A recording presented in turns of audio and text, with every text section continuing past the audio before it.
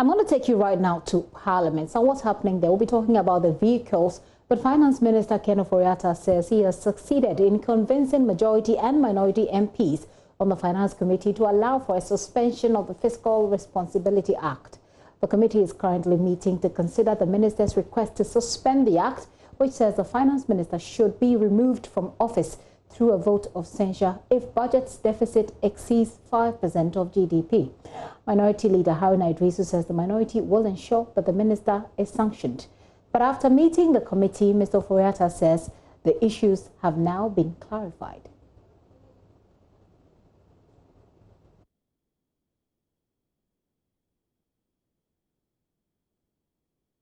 Well,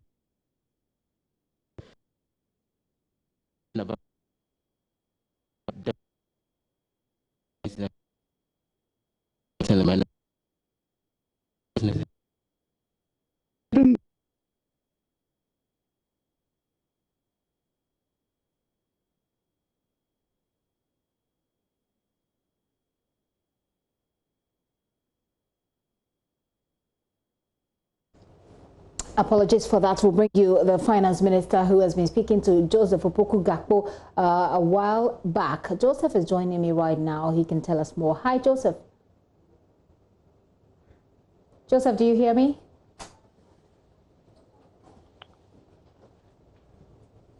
Joseph, I'm hoping that you do hear me now. Now, we're unable to bring the sound of the of the finance minister. I do hear you perfectly. Can you hear me now? I can hear you now. Great. So we're unable to play the soundbite of the finance minister. What has he been telling you? He's actually explained issues to members on the Committee on Finance, and he's convinced them about the need to suspend the Fiscal Responsibility Act, and he looks forward to the committee backing his request so that then there is no censure or sanction, because these are not normal times, and he virtually doesn't have an option than to go ahead and spend beyond the expected budget deficit. That's not an explanation we've not heard before, especially from him himself. I mean, this week he has explained that to the media as well. But what are you picking up? Do the minority and the majority MPs agree as he's saying, those on the committee? No, it doesn't look so. John Jinapor, who is a member on the Finance Committee on the minority side, for example, walked out of the meeting a while ago and indicated that as far as he's concerned, a lot of the things that the finance minister says he'll be spending the additional sums on are things that are not COVID-19 related. He pointed to expected expenditures on issues of agriculture, on compensation, which has to do with salary schemes. And for him, that means that whatever additional sum they are asking for is not exactly targeted at dealing with COVID-19. And so for them on the minority side, they think the Fiscal Responsibility Act shouldn't have been suspended, and they think that the amount in question with the supplementary estimate to the tune of 11.8 billion is money that will go virtually into wastage and not exactly used for any useful purpose. I'm sure that we'll hear from the finance minister much later when you return. But Joseph, let's focus a bit more on a demand that the minority is making. They want amendments to the bill that's banning importation of vehicles that are 10 years and above. Tell us a bit more about that. So they actually want that entire bill, in terms of the amendment that was done to the customs revenue bill, held back, and they don't want the said ban to come into force. You know, this is an act that was passed by Parliament in March 2020, and the indications in the bill was that its implementation is supposed to start in November. And so the indication is that the Customs Service and Preventive Service are preparing to implement the bill, which is what they're asking for a suspension of it, because the minority insists that it will not be in the interest of the country. We would end up seeing a situation where the jobs of people who play within the second-hand vehicle space in Ghana will be lost, and the vehicles that are being assembled in the country will still remain unaffordable as far as the ordinary Ghanaian is concerned. Kwame Abuja, who is the ranking on the Roads and Transport Committee, has been addressing the media here in Parliament, and he says they wouldn't want that said amendment implemented at all.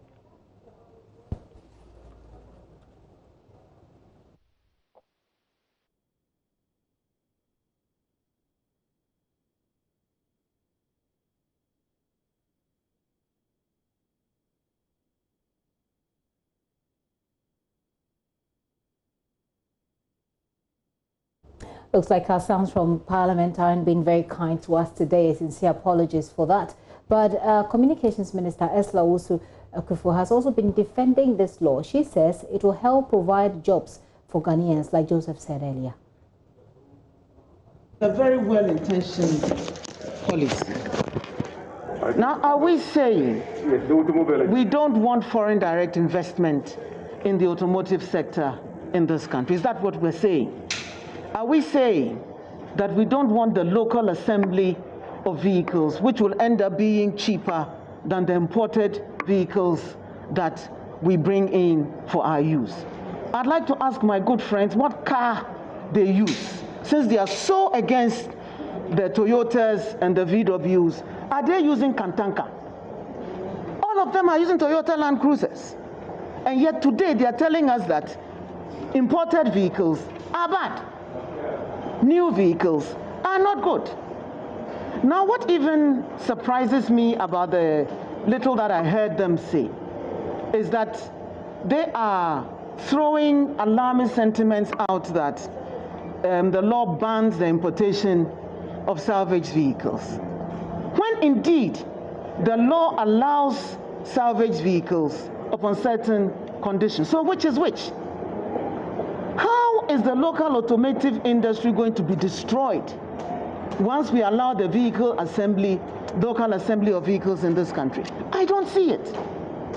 Are we saying that automatically, once these vehicles start coming in, start being produced here locally, then all of us have to switch by a certain date to using locally assembled cars? No. We still have vehicles that are running on the roads, that will need spare parts, that are being imported into this country with reduced taxes, that would help keep our local Abosokai and other mechanics in business for as long as the foreseeable future. So what are my friends on the other side talking about? Exactly what is their fear? One, we all know that it is a good thing. And they were the first to applaud Rwanda and Paul Kagame when the notice came that VW and Toyota were going to assemble cars in Rwanda. They were happy. That's the best thing that could happen to the African continent. And Rwanda is showing leadership and it's stimulating their economy. When it happens in Rwanda, it is good. But when Ghana does it, it is bad. I've never seen anything like this before. That's State Communications Minister Esla Owusu-Ekufo. Joseph, let me wrap up with you. What else is there for us to share with our audience? Well, today has been the day ahead of the end of the week. So the Majority Leader, Clement Sabonzo, has been outlining what the House will be doing next week. You recall that earlier, the Minister for Special Development Initiative, Hawa Kumsin, was expected in the House yesterday. She didn't show up. The indication is that she will come around next week in order to respond to questions having to do with various development initiatives in Sawama Dojiri. And then you would also see about 6 other ministers, including the Minister for Interior, coming to the House to respond to questions. And so the indication from the Majority Leader is that the week after this coming Monday, the House will go on break and allow for MPs to get back to their constituencies and get work done. And this is something that should happen next week Friday, but he requested that MPs support him so that then that is pushed to the Monday ahead. Days ahead for them. Joseph, thank you very much.